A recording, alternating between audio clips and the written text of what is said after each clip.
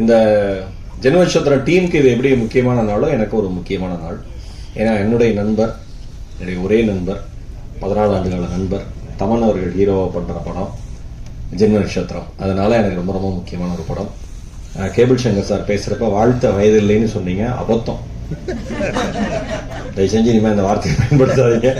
நானும் அறிவுடையன் சார், மீரா கதிரவன் சார்லாம் அந்த 3 பேரும் பேசி வருத்தப்பட்டோம், ஏன் அவர் இப்படி பேசிட்டாரு அப்படின்னு.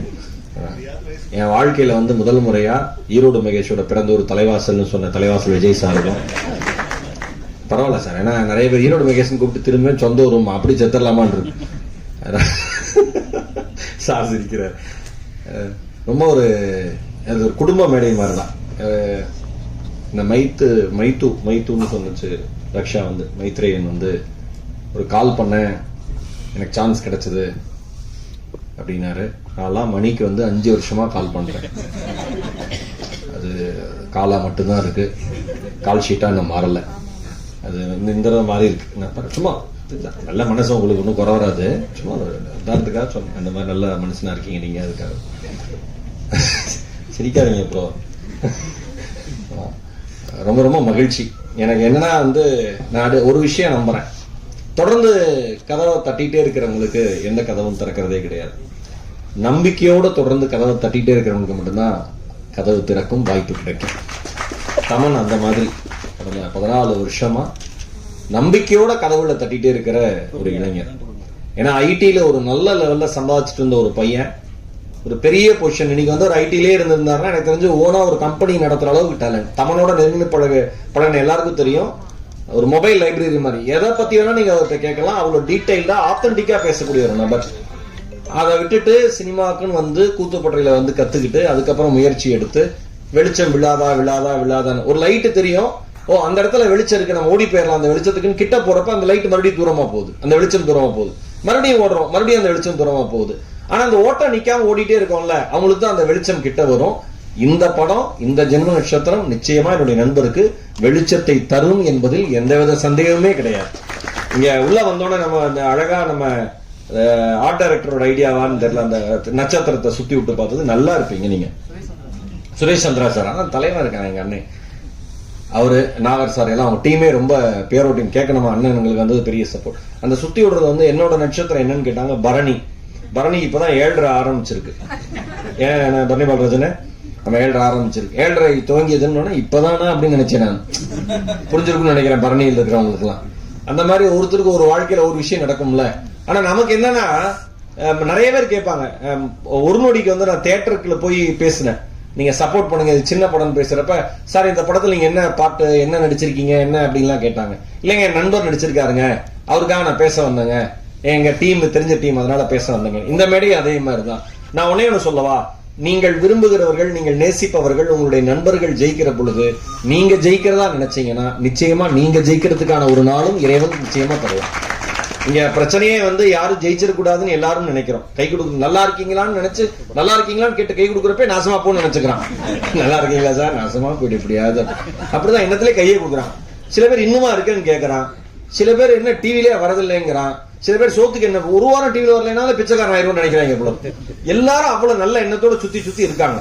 இந்த போட்டி நிறைந்த உலகம் தான். நான் ஒன்னே ஒண்ணு சொல்றேன், இங்க எல்லாருக்குமான இடமும் இருக்கு. ஆனா நமக்கான இடம் எப்ப கிடைக்கும்னு தெரியாது, அது வரைக்கும் ஓடிதான் ஆகணும், அதை நிறுத்தவே கூடாது. அப்படி ஓடுற ஒரு நண்பர் தான் என்னுடைய நண்பர். ஏன்னா வந்து வாழ்க்கையில வந்து ஒரு விஷயம் தான் நான் நம்புறேன், நம்பிக்கை மட்டும்தான். இங்க இருக்கிற எல்லா பிரஸ் பீப்புள், நாம ஒரு நோடி படத்துக்கு வந்து ப்ரமோஷனுக்குன்னு எதுவுமே செலவு பண்ணல, உண்மை அதுதானே மணி, ப்ரமோஷன் எதுவுமே செலவு பண்ணல. அதுவே ஆர்கானிக்கா வந்து ஏதோ சோசியல் மீடியாவில் இருக்கிறவங்க, யூடியூப்ல இருக்கிறவங்க, இன்ஸ்டால இருக்கிறவங்களா படம் பார்த்துட்டு நல்லா இருக்கு போய் பாருங்கன்னு சொல்லி ரீச் ஆனது தான் அந்த படம். இப்ப 11 படத்துக்கும் அதே மாதிரிதான் சோசியல் மீடியால அவ்வளவு பெரிய ஆதரவு வந்து நண்பருக்கு ரீச் ஆயிருக்கு. பத்திரிகை, மீடியா, யூடியூபர், சோசியல் மீடியா அத்தனை பேருக்கு ஒரே ஒரு வேண்டுகோள், நல்ல படத்துக்கு ஆதரவு தாங்க. நீங்க நியாயமா எந்த கருத்துக்கள் சொன்னாலும் ஏத்துக்கிறதுக்கு டீம் ரெடியா இருக்கு, அதுதான் உண்மை. இன்றைய நாளுடைய கதாநாயகன் வந்து சஞ்சய் மாணிக்கம். எந்திரிப்பா, ஆமா ரொம்ப நேரம் எந்திரிப்பான், அவ்வளவு ஹைட்டா இருக்கிறதுனால உட்காந்து எந்திரிக்கிறப்ப அவ்வளவு பெருசா வந்துகிட்டே இருக்கும். ஒரு பேக் போட்டிருப்பான், இப்ப மலேசியா சுத்தி பார்க்க போற மாதிரியே ஒரு பேக்கை போட்டு, அது என்ன ரேசர்ப்பா, கோகார்ட் அந்த சின்ன காருக்குள்ள எப்படி நீ உள்ள போற? சின்ன காருக்குள்ள படுக்க வச்சுதான் வேணாலும் தள்ளணும். பயங்கரமான மியூசிக் நாலேஜ் இருக்கிற பையன், ரொம்ப சிம்பிளான பையன். நான் எனக்கு தெரியுங்க என்னன்னா, ஒரு நான் சொல்லக்கூடாது, நம்ம விஜய் டிவி சூப்பர் சிங்கர்ல எல்லாம் முதல் 2-3 ரவுண்ட்லயே ரிஜெக்ட் ஆகி வெளில போயிருவாங்க. அவனுங்க பண்றா தாங்க முடியாது. மீரா கதிரவன் சார், நான் அந்த மாதிரி டிவி ஷோஸ்ல பாடியிருக்கேன். சிங்கர் டைட்டில் வின்னர் இருப்பான், அவன் அமைதியா இருப்பான் கையை கட்டிக்கிட்டு. அப்படி இருக்கிற ஆட்டிடியூட் இருக்கிற மக்கள் மத்தியில ரொம்ப ரொம்ப அன்பா எங்கேயாவது போனா, நான் உண்மையா ஓப்பனா சொல்றேன், ஒரு மனுஷன் வந்து திறமை இருக்கிறதுனால ஜெயிக்க மாட்டான், தொடர்பு இருக்கிறதுனால ஜெயிக்க மாட்டான், பணம் இருக்கிறதுனால ஜெயிக்க மாட்டான். அவன் பண்புனால மட்டும்தான் ஜெயிப்பான். சஞ்சய் அந்த மாதிரி ஒரு பையன். ஆனா இதுக்கு நான் டீ வாங்கிட்டு வரேன் ஓடி போய் அதெல்லாம் யாரு பண்ணுவா? பண்ணணும் என்ன அவசியம் முதல்ல? அந்த மாதிரி ஒரு பையன், நல்ல மியூசிக் நாலேஜ் இருக்கிற பையன். நல்லா இருப்பீங்க. கேஜி உங்களோட பெரிய ஃபேனு. சூர்யா பேய் படம் முடிச்சோன்னா கல்யாணம் பிரமாதமா இருக்கும். எடிட்டர் சூர்யாவுக்கு வாழ்த்துக்கள். இந்த இதோட ப்ராஜெக்ட் கேட்டு எங்களுடைய ஆடிட்டர் விஜயன் சார், எங்களுடைய இனிய நண்பர், தேங்க்யூ. ரக்ஷா மால்வி, தேங்க்யூ சோ மச், ரொம்ப ரொம்ப நன்றி. எங்களுடைய மென்டார் வழிகாட்டி அண்ணன் பரணி பாலராஜ் அவர்கள், அடிச்சு பிரிச்சு துவம்சம் பண்ணிட்டீங்க, நீங்க கலக்கிட்டீங்க.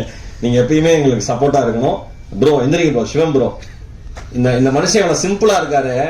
அந்த பாட்டு என்ன ஹை பிட்ச்ல, நான் சொன்ன சாப்பிட்ட என்ன அருமையான பாட்டு.